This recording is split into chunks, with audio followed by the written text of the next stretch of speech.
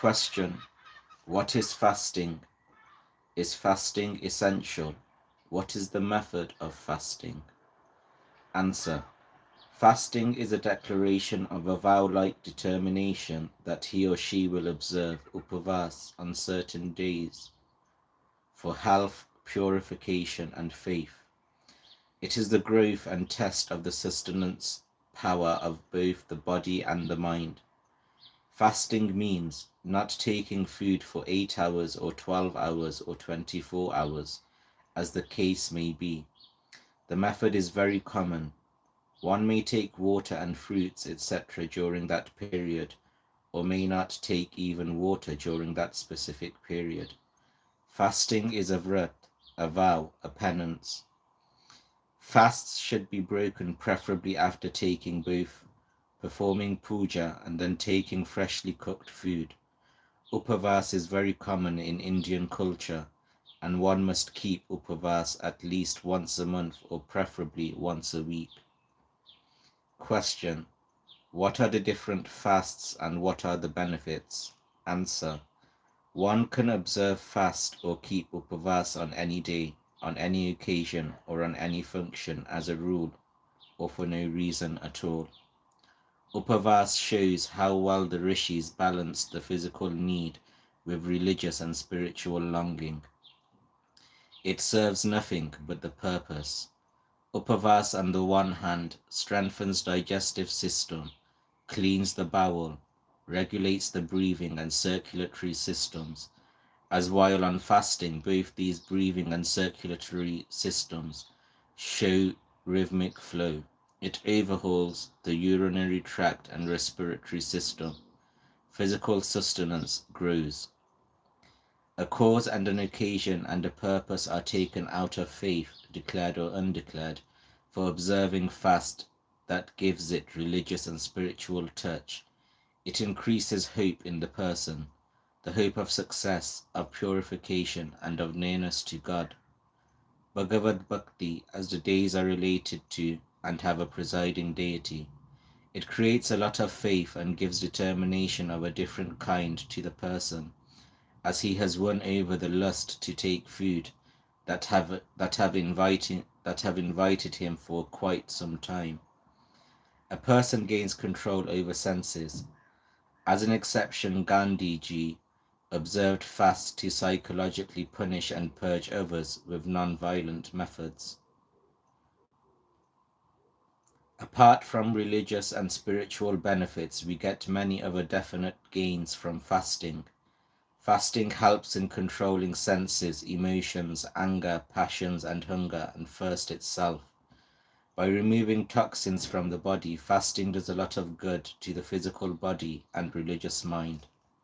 Hello everyone, peace be upon you. In Indian culture, all the days are treated as sacred and fasts can be observed on any day. Along with that, many tithis, vrats, and celebrations and all the samskars have been declared sacred, and fasts are observed on those days. In religious yagyas, many people observe fasts even when that yagya is not being celebrated by them or at their homes. The following is a shortened chart of the fasts usually observed and their details in short. Upavas, Ekadashi.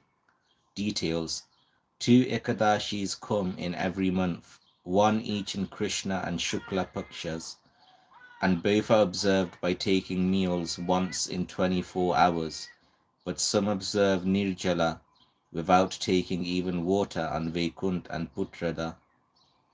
Benefits: it clears sins, bestows blessings, and fulfills desires. One attains moksha irrespective of caste and creed. Shivaratri. Details: it is the celebration of the marriage of Shiva and Parvati by worshipping Shivaling in Falgun. Benefits: it reduces the Tamo and Rajo but increases the Satogun. Upavas, Varalakshmi. Details: it is observed mostly by ladies and Mahalakshmi is worshipped. Benefits: it gives prosperity, health, good progeny, and longevity to the husband. Grahan, eclipse. Details. A lot of precautions are taken with a pregnant lady.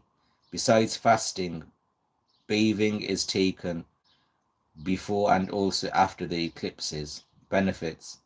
To remain free from bad or side effects of eclipse, when all the rays do not reach the earth and some other unknown rays do come. Pradosh. Details.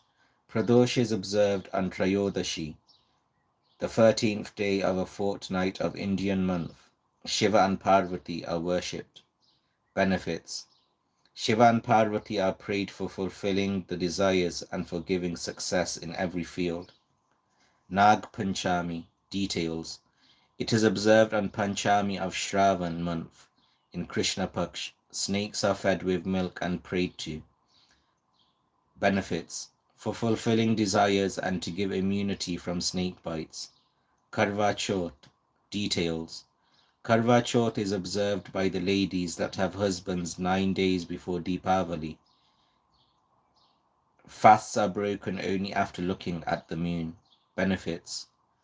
Health, luck, and longevity are bestowed on the husband. Conjugal love increases. Samvatsar. Details. Brahma started the creation on this day and is observed since time immemorial. For that reason, the day was chosen as the beginning of Vikram Samvat. Benefits. For longevity, prosperity to all, and continuity of life on Mother Earth. Ram Navami. Details. It's Ram's birthday that falls on the Navami of the Shukla Paksh of Chaitra. Benefits. For cleansing vices and getting rid of sins and the removal of ignorance. Dashavatar. Details. All the 9 avatars, gods, rishis, saints, and ancestors are worshipped, and Brahmins are fed. Benefits. To gain entry into Vishnu Loka. Janmashtami. Details. The birthday of Sri Krishna is observed and prayer is performed at the midnight of the Ashtami of Bhado in Krishna Paksh. Benefits. For prosperity and progeny. Navaratri.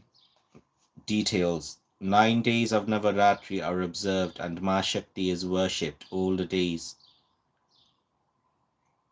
Death during Durga Puja and Shukla Pratipad, both in Chaitra and Ashwin.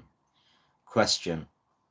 What is the most advantageous way of taking the food? Answer. The most advantageous way of taking food is the religious way, or the most patient way prescribed by Ayurveda.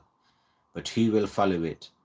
All of us have adopted highly corrupt and hurried way of taking meal. We may waste time in selecting our clothes, in wearing ties and shoes, in makeup and in washing or wiping our vehicles, or in talking about shares in which we are not going to purchase, but we have no time and patience to take our meal the way it is prescribed. The result is also known to all. Indigestion is the perennial problem in every family, yet all are in a hurry to finish the food and to run towards something not as important as the health. All are ready to pay to doctors, clinics, path labs, and medicine dealers, but not ready to take food patiently. Anyway, most of the people don't know the prescribed way. They must know its details. Perform the following before taking food and you will feel no problems whatsoever of indigestion or gas. Health is ensured. Clean the mouth and teeth well with water and perform Achaman with Om Bhur Bhuvasva twice. Then reach the dining place. Sit facing east or north. Make a square of the size of the dish with water starting from the right. The cooked food must have been surrendered to God by sending a part to a religious place or by remembering God. When food is served, pray with folded hands. Om Asmakam Nityam Stvetat. Take water in the hand and dedicate it and dedicate the food to God with the mantra Satyam Tvartena tva parisinchami during the lunch hour, and with ritam tva satyen parishinchami at night during supper. About 5 fingers away from the dish, sprinkle water for asan and place 3 morsels with these 3 mantras to satisfy the god that his children are readily sharing the food with other living beings. Om Bhupataye Swaha, Om Bhuvan Pataye Swaha, Om Bhutanam Pataye Swaha. With water perform achaman with the mantra Om Amrito Parasataranam Asi Swaha before offering Pancha Pranahuti. Offer 5 morsels, each equal to a berry, with the following 5 mantras. Om Pranaya Swaha, Om Apanaya Swaha, Om Vanaya Swaha, Om Udanaya Swaha, Om Samanaya Swaha. Then take the food with ease. After finishing the meal, collect the remains equal to a berry with the following mantra. Asmat Kulemrita Yecha Pitriloka Vivarjita Vunjantu Mamacha Uchistam Patra Cheva Bahi Shipet. And go to the place where it can be left for the birds and animals. Place it there. Take half of the water with Om Amrit Apidan Masi Swaha and sprinkle the remaining half on the food left there with the mantra Rorave Apunyani Laye Suknyamcha Chavanam Shakram Ashvino Artinam Udakam Dattam Shayam Upatishtatu. For better digestion, turn the palm 3 times on the abdomen with the following mantra. Agestayam Ventayam Cha Shanim Cha Vadvav Analam Anasya Parinamartam Smarida Bimam Cha Panchamam. In performing these rituals, mantras are not essential. One is free to perform them just by showing that sort of dedication and performing the deeds mentioned above. The purity of heart and intention is the most essential need. Mantras are not essential for all sorts of deeds to be performed before, during, and after taking meals. The ideas can be kept in mind while doing so. The emotions and feelings along with the deeds are important. Section 3. Brahman, the Absolute God. Who is Brahman? Answer. Brahman is all, creates all, knows all, and devours all. He is perfect. He is Satchitanand, Satchit Anand. I'm present in the universe as a thread in the jewels. Mayi Sarbidam Proktam Mani Gana Eva.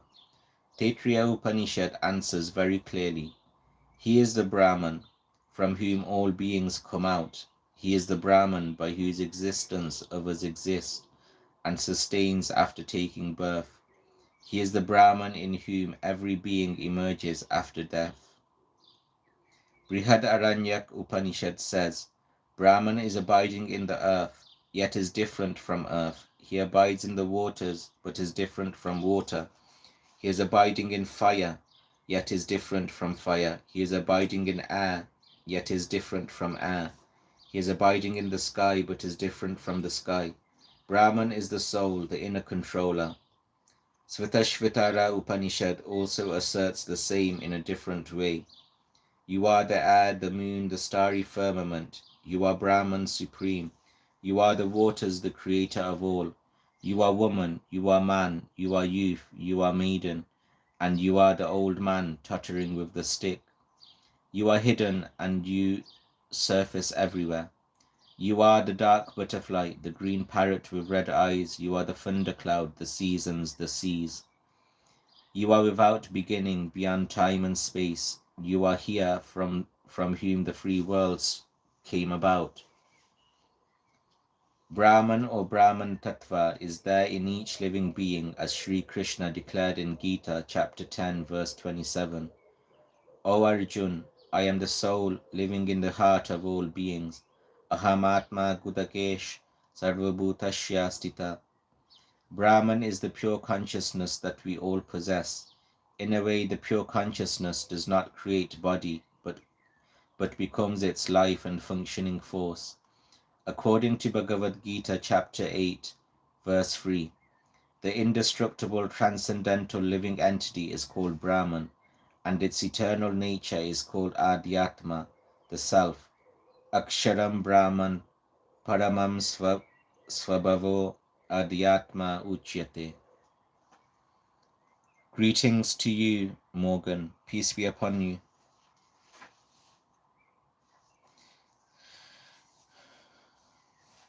How is Brahman pure consciousness? Answer. In the beginning, despite creation and manifestation, nothing was moving. In order to activate it all, Brahman as Chitti Shakti, often claimed to be Nari Shakti, the flow of life, or the living element, entered everything. That way Brahman is pure consciousness. As he becomes power and energy, and in that form he pervades all. The universe came into being with a Sphuta, and it started moving with Spandan. In fact, Brahman activated everything with Chitti Shakti that found expression in Spandan. Spandan is unstruck sound, Anahat Nada, called Pranav or Om. Om reached all and got settled in everything. Om is both unstruck, Swayambhu, self-created and eternal. This sound never dies. One can hear this sound by closing both the ears with palms. It is heard incessantly coming out from or vibrating in the inner self. The flow of consciousness in the form of Pranav or Om is incessant, continuous, and infinite. So Brahman is Anand, Asim, omnipresent, and Aviramata. Because of that, the rishis said that Brahman is Sarvavyapi, omnipresent, Sarvagya, omniscient, and Sarvashaktiman, all-powerful. Brahman has created a system that brings consciousness or activating energy or pure energy back, so he is said to be Sarvabhakshi, omnivorous. Brahman created and creates all, so he is Sarvasrasht, and takes all back, so he is Sarvabhakshi, one that devours all, and in that process he looks at everything, so he is Sarvadrashta, witness to all. What is Spandan? The initial creative Rava living and activating impulses are called Spandan, or thought vibrations, of the pure being as Om, which is vibrating in all beings. The Anahat Nad is surcharged or supercharged with transcendent soul force. It is in all creation as the one powerful principle that influences all and controls all manifestations. The rishis discovered and established a definite relationship between Om, sound, and mind. When listening to and engrossed in Om, mind loses altogether the awareness of the external world. As an endeavor to establish contact with the divine sound, the Spandan Om, the Anahat Nada, the Sadhak on the path of Siddha Yoga, falls in deep trance while in meditation. The Spandan helps in subduing the turbulent mind that keeps roaming and roving in the physical garden of sensuous feelings and pleasure and ever-growing lust for luxury.